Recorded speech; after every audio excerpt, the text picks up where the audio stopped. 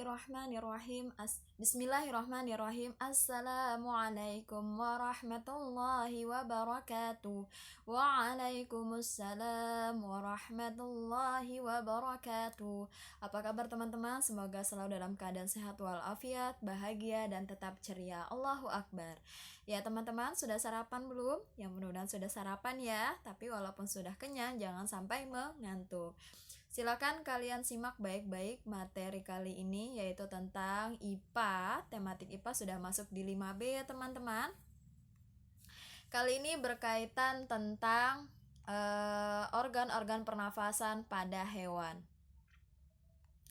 Nah, sistem pernafasan pada hewan. Hewan itu memiliki sistem pernafasan yang berbeda-beda, dan sistem pernafasan hewan disesuaikan dengan tempat hidupnya. Sistem pernafasan itu meliputi organ-organ pernafasan dan cara kerja organ pernafasan tersebut. Berikut adalah beberapa jenis hewan dan sistem pernafasan lainnya. Yang pertama yaitu cacing tanah. Nah, kalian bisa melihat cacing tanah itu bernafas dengan permukaan kulitnya. Dimana kalau kalian misalnya tahu atau pernah melihat cacing itu permukaan kulitnya itu berlendir dan agak basah. Nah, oleh sebab itu karena dia berlendir dan basah, disitulah akan terjadi yang namanya pertukaran antara oksigen dan karbon dioksida. Ya. Nah, yang kedua yaitu serangga. Kalian bisa melihat di sini ada beberapa macam serangga jenisnya. Nah, serangga itu bernafas melalui trakea. Jadi, setiap udara yang masuk melalui stigma itu kalian bisa lihat itu akan dialirkan melalui trakea dan dialirkan lagi ke seluruh tubuhnya. Nah, yang ketiga yaitu ikan. Nah, kalian bisa melihat ikan. Ikan itu bernafas melalui siripnya, dan sirip tersebut itu terdiri dari lapisan-lapisan lembut. Nah, ketika air yang masuk melalui mulut itu mengandung oksigen dan akan disalurkan melalui insang, dan disitulah yang namanya terjadi pertukaran antara oksigen itu dan karbon dioksida. Jadi ketika air masuk yang mengandung oksigen akan dikeluarkan melalui insang, dan dikeluarkan itu dalam berupa gas karbon dioksida. Yang keempat yaitu amfibi. Contoh dari amfibi itu adalah kodok. Nah, kalian sebelumnya juga pernah belajar belum tahapan-tahapan dari pertumbuhan kodok?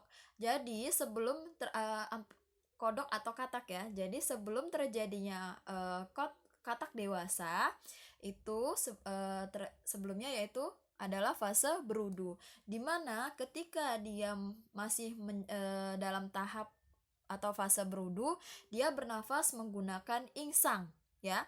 Jadi dia berenang. Nah, otomatis nafasnya menggunakan insang. Sedangkan ketika dia sudah menjadi katak dewasa atau kodok dewasa, maka dia akan lebih banyak hidup di darat dan bernafasnya itu menggunakan paru-paru dan kulitnya. Kalau kalian misal melihat, kodok juga sedikit mirip dengan cacing, yaitu badannya itu agak berlendir dan basah. Nah, disitulah ya.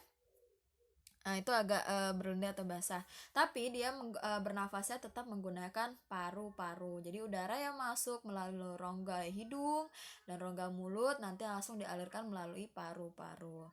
Yang kelima yaitu tentang reptil. Nah, di sini ada berbagai jenis reptil. Salah satunya ada kura-kura. Nah, yang kita bahas kali ini adalah baik buaya atau kadal atau gecko atau ular ya. Nah, di mana pada reptil ini mereka bernafas menggunakan paru-parunya. Jadi, udara masuk melalui lubang hidung, dialirkan melalui trakea dan akan disambungkan melalui paru-paru ya. Jadi reptil bernafas menggunakan paru-paru. Nah, lanjut. Yang selanjutnya yaitu tentang burung. Burung bernafas melalui lubang hidungnya dan dialirkan melalui paru-paru. Tapi ketika burung terbang, burung tidak bernafas melalui hidung, melainkan burung bernafas melalui pundi-pundi udara. Jadi, pundi-pundi udara ini mengandung udara-udara yang tersimpan ketika nanti dia terbang barulah dia pakai ya. Jadi bedanya di situ. Ketika dia sedang merayap atau hinggap ya. Jadi ketika dia sedang hinggap dia bernafas melalui paru-paru, tapi ketika dia sedang terbang dia bernafas melalui pundi-pundi udara. Nah, yang terakhir itu adalah mamalia. Nah, kalian mungkin sudah paham ya, mamalia itu banyak jenisnya. Nah, salah satunya di sini kita bahas mengenai anjing ya. Anjing, gajah, kanguru, sapi dan lain-lainnya. Mamalia itu bernafas melalui paru-paru juga ya, dimana ketika udara masuk dari hidung melalui trakea nanti akan disalurkan melalui paru-paru ya. Nah, tapi jangan lupa mamalia itu ada dua. Yang pertama itu kan tadi mamalia darat, yaitu seperti anjing, gajah, kanguru dan lain-lainnya. Nah, ada lagi yang kedua yaitu mamalia laut.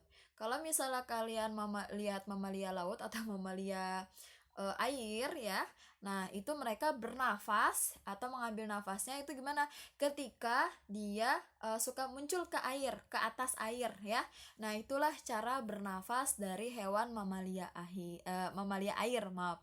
Nah, sudah sampai saat ini saja, mudah-mudahan kalian paham ya teman-teman ya. Bisa dipahami materinya dengan baik. Jangan lupa belajar.